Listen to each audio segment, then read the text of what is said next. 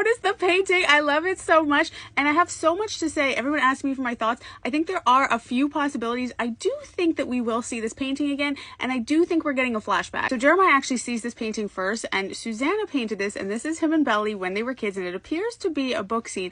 And Conrad had this like framed and restored and wanted to give it to them as a wedding present, which I think is super interesting, and I also think that's very sweet and nice. There's a couple possibilities here. I do think it's very possible that Belly sees this and then we get the sandcrab flashback, or this is like a nod to the sandcrab flashback and then we get a different flashback, because I do think we're getting one, and I do think this painting will come back. So in the books, collecting sandcrabs and also collecting seashells is something that Belly and Jeremiah used to do, and then in book 3 she shares this flashback where Conrad and Stephen go into town and rent a video game, and Jeremiah chooses to stay with her and collect sandcrabs, and even when they tell him that he can't play the video game if he stays with Belly, he chooses to stay anyway, and that's when she ends the flashback by saying, in my memory he would always be golden. In the book, this happened before she chooses him, before they're supposed to get married, right? And she says, I felt guilty but also triumphant because Jeremiah had chosen me. I was worthy of being chosen over someone else. And then there's also this theme where she's talking about, we collected our sand crabs in a plastic cup and then we set them free. We watched them wriggle back into the sand. They all seemed to know exactly where they were going, some clear destination in mind, home. Now Belly and Jeremiah have this theme about home, and I could really go so hard with this. So one possibility is that Belly will see this painting and then it will make her think of the sand crab flashback. Some people think it will be something other than sand crabs, and I do feel like it's possible that they tie shells in somehow, because they did also used to collect seashells and they have been given such a seashell motif. So there's this shell. Belly keeps her engagement ring on this shell. Jeremiah has this jar of shells in his bedroom, and of course there's the key that Jeremiah gives her with the shell, and there's even more than this, and also gold. Like literally, I want to do a whole nother video on gold and golden. Also, I don't know if this necessarily means anything, but Pluto pointed this out to me. Clap if you love Pluto. In that scene where Belly is leaving at the end of episode 8